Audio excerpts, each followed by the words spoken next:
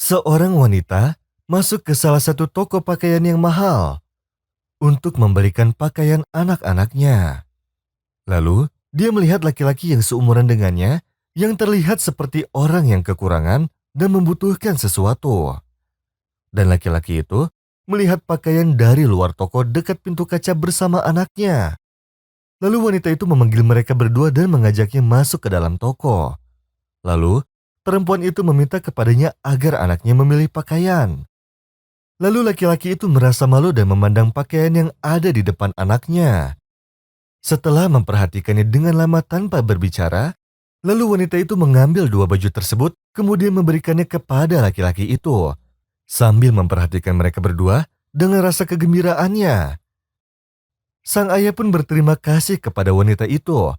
Lalu dia keluar dari toko tersebut untuk menuju ke rumahnya.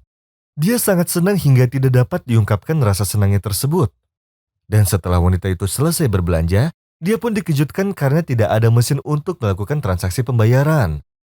Lalu, penjaga toko tersebut berkata bahwa mereka tidak mempunyai mesin kasir elektronik, tetapi mereka hanya melakukan pembayarannya secara manual. Di hari yang sama, setelah sang ayah dan anak itu sampai di rumah dengan rasa senang, lalu sang ayah memutuskan ingin bekerja semampunya. Lalu, dia bekerja sebagai penjual minuman dingin. Sambil menunggu di stasiun kereta pada waktu zuhur dalam keadaan panas, dia menaiki salah satu kereta sambil membawa minuman dingin tersebut. Lalu, dia menawarkannya kepada penumpang yang lain. Siapa yang ingin minum tanpa harus membayar? Ya, tanpa harus membayar. Lalu dia membagikan kepada yang lainnya sambil tersenyum. Dan seperti itulah yang dilakukannya di setiap gerbong kereta. Lalu dia mengambil kembali botolnya atau sisa dari botol tersebut. Setelah itu salah satu penumpang yang merupakan salah satu orang yang kaya berkata, "Kenapa kamu melakukan itu?" Lalu dia menjawab, "Aku hanya bekerja sebagai pedagang yang sederhana saja, dan gajiku tidak mencukupiku maupun keluargaku. Aku tidak bisa bersedekah kecuali hanya air. Lalu aku menuangkan air dalam botol setiap hari yang kusimpan dalam kulkas sebanyak 50 botol. Dan aku membawanya ketika bekerja dan aku membagikannya di dalam kereta. Aku yakin setiap kali kita bersedekah, maka rezeki kita akan bertambah." Lalu penumpang itu pun tersenyum. Lalu dia memberi nomor ponselnya kepada laki-laki itu. Kemudian dia berkata, "Aku tunggu sampai kamu menghubungiku. Aku sudah memutuskan untuk merekrutmu dengan gaji yang lebih tinggi, karena kamu dapat dipercaya dalam menjaga hartaku, dan kamu akan menjaganya di setiap kali bertransaksi." Lalu sang ayah itu pun merasa sangat senang. Lalu dia mendoakan penumpang itu agar mendapatkan keberkahan. Lalu dia kembali ke rumah dengan rasa bahagia yang tidak dapat diungkapkan.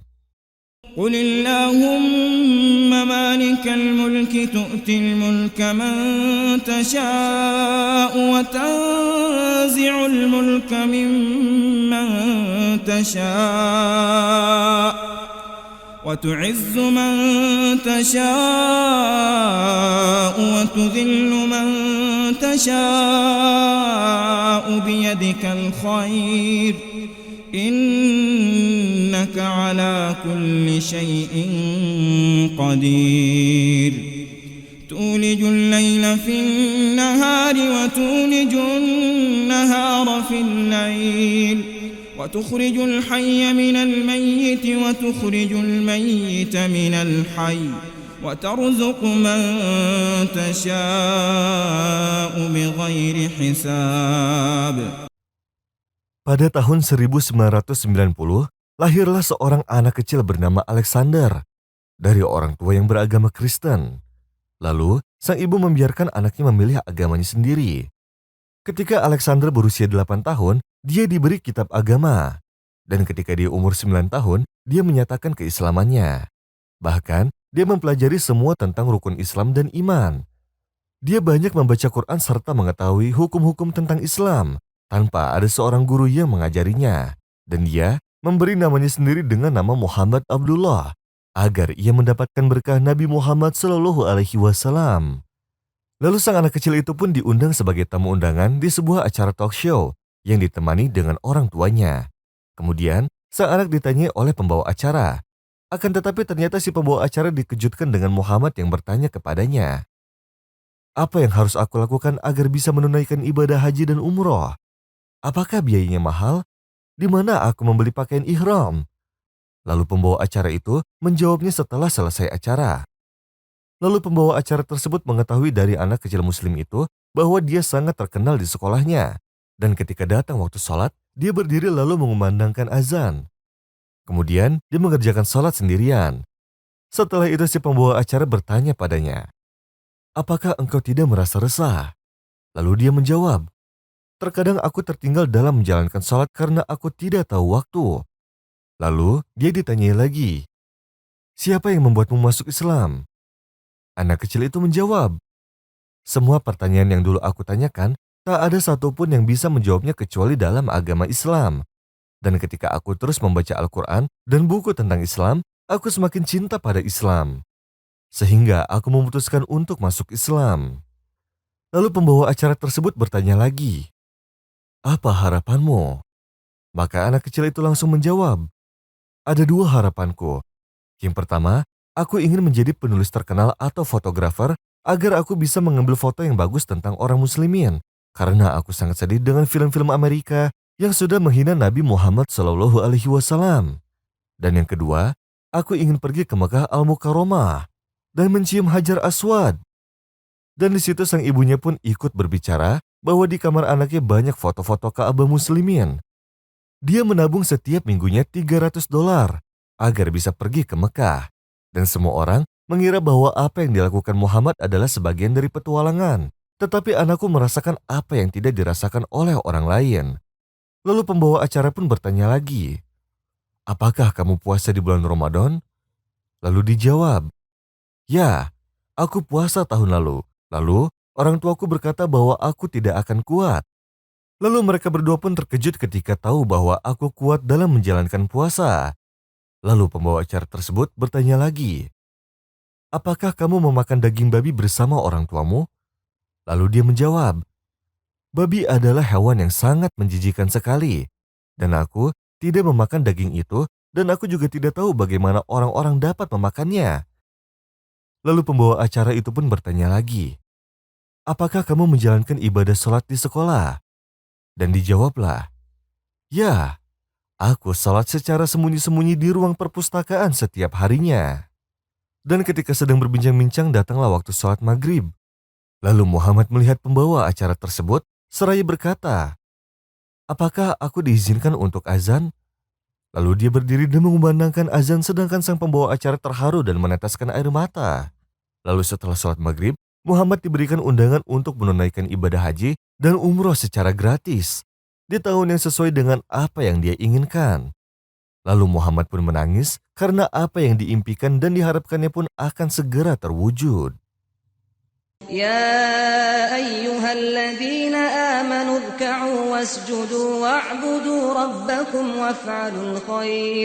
وافعلوا الخير لعلكم تفلحون وجاهدوا في الله حق جهاده هو اجتباكم وما جعل عليكم في الدين من حرج ملة أبيكم إبراهيم هو سماكم المسلمين من قبل وفي هذا ليكون الرسول شهيدا عليكم وتكونوا شهداء على الناس فأقيموا الصلاة وآتوا الزكاة واعتصموا بالله هو مولاكم فنعم المولى ونعم النصير. Sang ibu meminta pada anaknya untuk membatalkan niatnya dalam menyiapkan makan sore yang sering diberikan kepada tetangganya dan kedua anaknya pada hari Kamis. Karena dia akan mengajak anaknya pergi ke pasar untuk berbelanja dan membeli sebagian kepentingannya. Karena acara pernikahannya sudah memasuki waktu dekat. Tetapi sang putrinya bersikeras untuk memberikan dan menyiapkan makan sore untuk tetangganya dan kedua anaknya. Lalu dia berkata pada ibunya bahwa dalam hadis Rasulullah Shallallahu Alaihi Wasallam bersabda, "Sesungguhnya sedekah itu mencegah dari musibah dan mencegah mati dalam keadaan buruk." Dan setelah kedatangan tetangga dan kedua anaknya, serta setelah mereka makan, lalu sang putri pun pergi keluar bersama ibunya setelah sholat Isya. Dan di salah satu pasar terbesar, sang ibu dan anaknya naik ke lantai 2. Lalu, ada seorang nenek tua yang meminta ibunya agar sang anaknya mau membukakan pintu lift, karena dia ingin turun dan keluar dari pasar. Hal itu disebabkan nenek tua tersebut tidak bisa membuka pintu lift ataupun menjalankannya. Lalu sang ibu mengizinkannya agar sang anak membukakan pintu lift. Lalu sang anak pun ikut turun bersama nenek tua itu. Lalu sang ibu menunggu anaknya kembali setelah 1/4 jam, tetapi anaknya masih belum kembali. Kemudian sang ibu pun mencari anaknya di dalam pasar tersebut. Akan tetapi, dia tidak bisa menemukannya. Sehingga sang ibu pun berteriak dan turun bersama para penjaga untuk mencarinya. Ternyata di luar pintu pasar ada mobil keamanan dan banyak kerumunan. Ternyata anaknya sedang menangis hingga ia tidak bisa menceritakan apa yang sedang terjadi. Kemudian sang ibu pun merangkulnya dan menenangkannya. Lalu sang ibu pun melihat nenek tua itu sudah ditangkap oleh petugas keamanan sehingga dia bertanya kepada petugas keamanan tentang apa yang telah terjadi. Lalu sang petugas keamanan berkata, "Terlihat bahwa anakmu termasuk orang solihah. Karena Allah telah menyelamatkannya dari mara bahaya. Karena nenek tua itu selalu memperhatikannya. Dan ketika anakmu turun bersama nenek tua itu, lalu sang nenek itu mengeluarkan obat bius dan menyemprotkannya pada anakmu. Dan setelah dia terpingsan, lalu sang nenek itu meminta pada kami untuk memasukkannya pada mobil. Karena dia berkata pada kami bahwa sang anak itu sedang sakit. Dan dia pingsan disebabkan oleh panasnya lift. Dan ternyata, di dalam mobilnya ada 2 orang laki-laki yang sering terlibat dalam sindikat perdagangan anak perempuan. Dan sebelum anakmu sampai di dalam mobil, kami langsung menangkap nenek tua itu, serta menangkap orang yang bekerja bersamanya. Alhamdulillah atas keselamatan anakmu, dan Allah telah menyelamatkannya terhadap musibah ini." Dan setelah sang anak sadar, dia langsung bersyukur pada Robnya, dan mengucapkan Alhamdulillah karena sang ibu selalu berada di sampingnya. Lalu, sang ibu pun berkata padanya, "Wahai anakku, itu semua karena engkau selalu bersedekah dan berbuat baik kepada semua orang.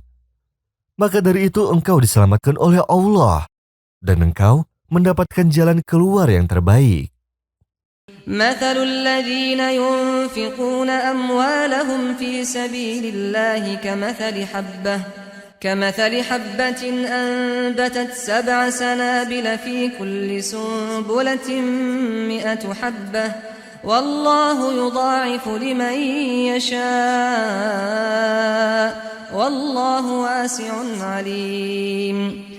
الذين ينفقون أموالهم في سبيل الله ثم لا يتبعون ما أنفقوا منا ولا أذى لهم أجرهم عند ربهم ولا خوف عليهم ولا هم يحزنون.